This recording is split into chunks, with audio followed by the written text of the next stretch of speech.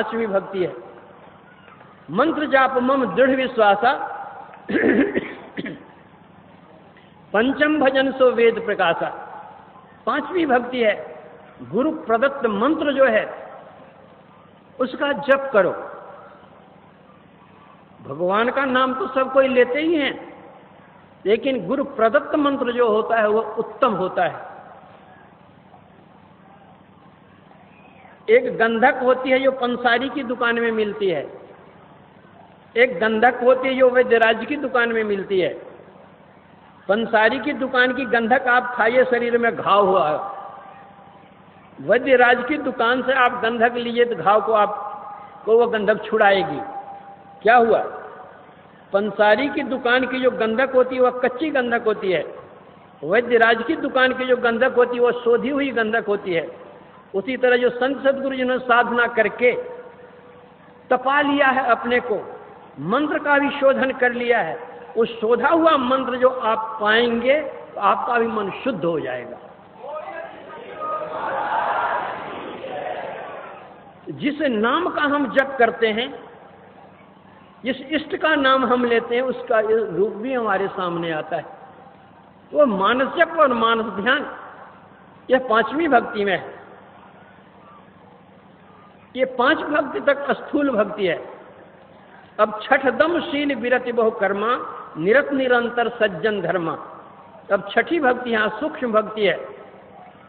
दमशील, इंद्रिय निग्रह का स्वभाव वाला बनो। हमारी 10 इंद्रियां बाहर की हैं। इन इंद्रियों का जो दमन किया जाता है, निग्रह किया जाता है, यह दम की साधना है और यह छठी भक्ति है। 10 इंद्रियां, हमारे दोनों हाथों में ये 10 अंगुलियां हैं। जिस किसी चीज को अगर दोनों हाथों से हम जोड़ करके पकड़ लें, 10 अंगुलियां जुड़ जाएंगी जहां पर, तो संपूर्ण शरीर का बल 10 अंगुलियां पर आ जाएगी। उसी तरह हमारी जो चेतन धारा 10 इंद्रियां में फैली हुई हैं, दृष्टि की दोनों धाराओं को मिला करके जो एक करेंगे तो सारी चेतन धाराएं सिमट करके वहां पहुंच जाएगी, एकत्र हो जाएगी। दृष्टि की दोनों धाराएं मिलकर के जहां एक होगी वहां बल प्राप्त होगा, सिमटाव होगा, ऊर्ध्वगति होगी और तमसोमा ज्योतिर्गमय हो जाएगा, अंधकार का प्रकाश में चले जाएंगे। ये 10 इंद्रियां बाहर में छूट जाएंगी और आप भीतर चले जाएंगे। इस प्रकार इंद्रियों का दमन होगा। छठी भक्ति जो है यह दम की साधना है, दृष्टि योग की साधना है। छठ दम शील विरति बहु कर्मा, निरत निरंतर सज्जन धर्मा। और जो सज्जनों का धर्म है वो कर्म करो। सज्जन क्या करते हैं? झूठ बोलते हैं, चोरी करते हैं, नशीली चीज लेते हैं, हिंसा करते हैं, व्यभिचार करते हैं। नहीं नहीं नहीं, इन पंच पापों से विरत रहते हैं संत। यह संतों का धर्म है। एक ईश्वर पर विश्वास करते हैं, उनकी प्राप्ति अपने अंदर होगी इसका दृढ़ निश्चय करते हैं, सत्संग करते हैं, ध्यान करते हैं, गुरु सेवा करते हैं, स्वावलंबी जीवन जीते हैं। तो इस तरह कर्म करते हुए छठी भक्ति जो दृष्टि योग की है वह करो। 7वीं भक्ति भगवान कहते हैं सातम सम मोहिमय जग देखा, मोते संत अधिक करी लेखा। जहां दम की साधना है वहां शम की साधना होगी, इंद्रिय निग्रह के साथ मनोनिग्रह की साधना होती है। यह 7वीं भक्ति मनोनिग्रह की साधना है। मन जितना कुराफात करता है यह मन ही है। मन एव मनुष्यानां कारणं बंध मोक्ष योग। यह मन ही है हमारा जो बंधन में डालता है, यह मन ही हमारा जो बंधन से हमको मुक्त करेगा। गीता में भगवान ने कहा आत्मा ही आत्मा का शत्रु है, आत्मा ही आत्मा का मित्र है। भगवान बुद्ध ने कहा जितनी भलाई हमारे माता पिता कुटुंब परिवार कोई नहीं कर सकते, उतनी भलाई सुमार पर लगा हुआ हमारा मन करता है। और उतनी बुराई हमारा दुश्मन का भी दुश्मन होगा वह भी नहीं कर सकता, जितनी बुराई कुमार पर लगा हुआ मन करता है।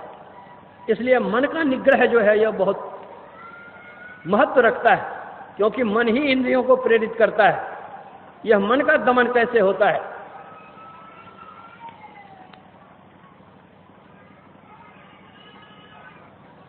उपनिषद में आया है, भगवान श्री राम ने हनुमान जी को उपदेश दिया है, मनोमत गजेंद्रस्य विषयोद्यानचारिण नियामन समर्थोयं निनादो निशितांकुश। जिस तरह मदमस्त हाथी कदली वन में जाता है, तोड़ता है, फोड़ता है, दौड़ता है, इधर उधर करता है, और जब महावत आता है, अंकुश मारता है, तो हाथी उधर भागने के बजाय पीछे भागता है। उसी तरह मनमस्त गजराज जो विषय की वाटिका में विचरण करता है, जब शब्द रूप अंकुश लगता है, वह विषय से मुड़कर निर्विषय की ओर जाता है। इसलिए संत कबीर साहब ने कहा था, शब्द खोज मन बस करे सहज जोग है ये। मन को भस्म करने की सर्वोत्तम साधना है नादानुसंधान। भगवान शंकराचार्य ने नादानुसंधान की स्तुति की है और कहा है कि हे नादानुसंधान, तुम ही परब्रह्म परमात्मा से जाकर के मिला सकते हो। नादानुसंधान नमस्तु तुभ्यं त्वं मन्महे तत्व पदम लयानाम भवत प्रसादात् पवनेन साकम विलीयते विष्णु पदे मनो में सर्वचिंतांग परित्यज्य सावधानेन चेतसा नाद एवानुसंधेय योग साम्राज्य मिच्छता। तो जो नादानुसंधान की क्रिया करते हैं उनका मन वश में हो जाता है। इसलिए सात्विक भक्ति नादानुसंधान है।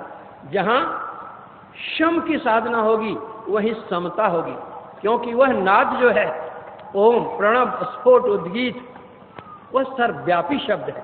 उस सर्वव्यापी शब्द को जो कोई पकड़ लेता है, वह सब में एक ही एक आत्मा को, परमात्मा को देखता है। जीवात्मा परमात्मा उसे भिन्नता नहीं। गाय बैल ब्राह्मण क्षत्रिय वैश्य शूद्र जड़ चेतन में कोई भिन्नता नहीं रह जाती। सिया राम में सब जग जानी, करो प्रणाम जोर जुग पानी, यह स्थिति आ जाती है उसकी। सातम सम महिमय जग देखा और मोते अधिक संत करी लेखा। कहते मुझसे बढ़कर के संत को मानो सबरी। जहां ये 7 भक्तियां पूरी हो जाती हैं, वहां 8वीं और 9वीं भक्ति उसका फल स्वरूप हो जाता है। 8म जथा लाभ संतोषा, जो उसको मिल जाएगा उसमें वो संतोष करेगा। सपनों नहीं देखा ही परदोषा, वो दूसरे का दोष क्यों देखेगा। जितनी देर वह दूसरे के दोषों को देखेगा, उतनी देर तो अपने भगवान के इस रूप को देखेगा।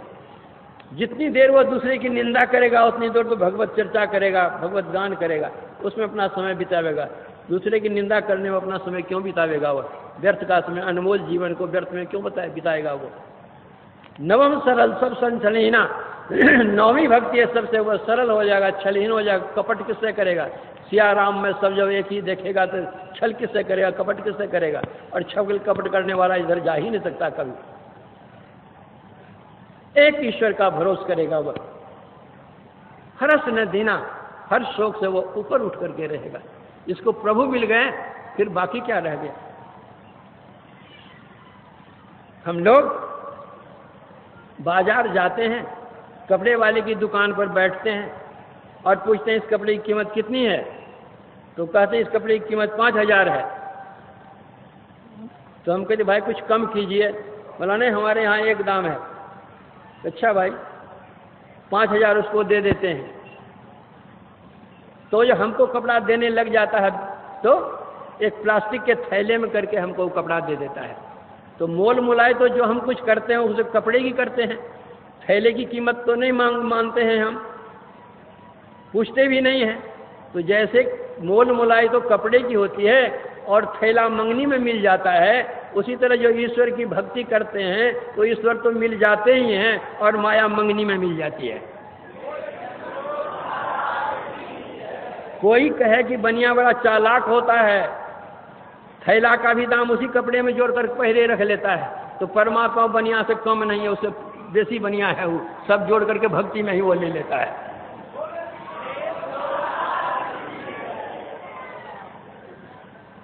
फिर भगवान राम शबरी से पूछते हैं सीता जी के संबंध में। सीता जी के संबंध में शबरी कहती थोड़ी दूर पर जाइए, पंपाचल में सुग्रीव मिलेंगे, वहाँ आपको सारी बात बताएंगे। फिर भगवान श्री राम के सामने ही वह सारी बातों को कह करके योग की अग्नि में अपना शरीर छोड़ती है और उस धाम को जाती है जहाँ से कोई लौटता नहीं है। लकड़ी की चिता नहीं जलाती है।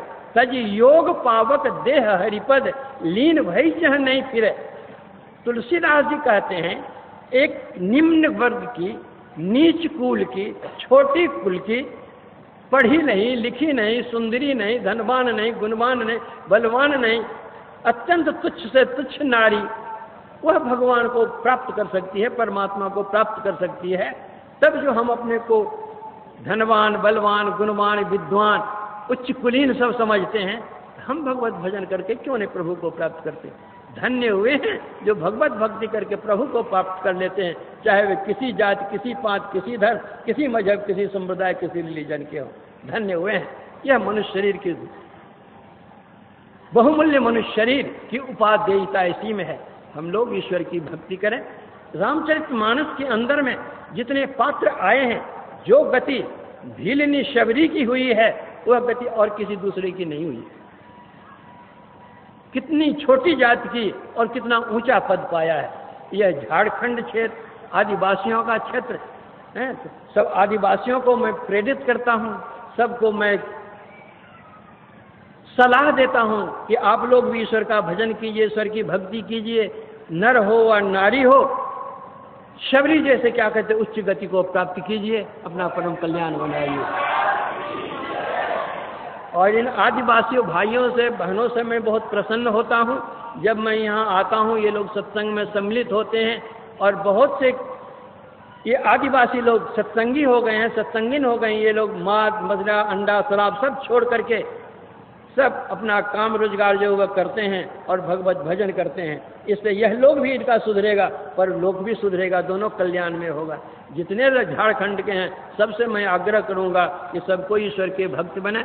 जो कोई ईश्वर के भक्त बनेंगे, आध्यात्मिकता को अपनाएंगे, वे सदाचारिता को पालन करेंगे। सदाचारी जहाँ के लोग होंगे, वहाँ की सामाजिक नीति अच्छी होगी, और जहाँ की सामाजिक नीति अच्छी होगी, वहाँ की राजनीति बुरी हो ही नहीं सकती है। अच्छी से अच्छी यहाँ की राजनीति हो। मरांडी साहब बहुत अच्छे हैं, बहुत अच्छे हैं, सुशील हैं, सज्जन हैं, विद्वान हैं, विनयशील हैं और लोकप्रिय नेता हैं। उनके लिए भी मेरी शुभकामना है। और झारखंड में जितने हैं सबके लिए मेरी शुभकामना है। जो दूर दूर से आए हैं सबके लिए मेरी शुभकामना है। इस पवित्र सत्संग का आयोजन जिन्होंने किया है उनके लिए भी मेरी शुभकामना है। इस काम में जिन्होंने तन, मन, धन, वचन कुछ भी लगाया है, किसी प्रकार का सहयोग किया है, बहुत बड़ा पावन कार्य किया है, उन सब के लिए मेरी शुभकामना है। और अंत में मेरा आशीर्वाद है। जो मुझसे कोई बड़े होंगे उनके लिए मेरा प्रणाम है, और जो कनिष्ठ मुझसे आशीर्वाद लेने के योग्य होंगे उनका मैं आशीर्वाद करता हूँ, और सबके लिए मेरा धन्यवाद है।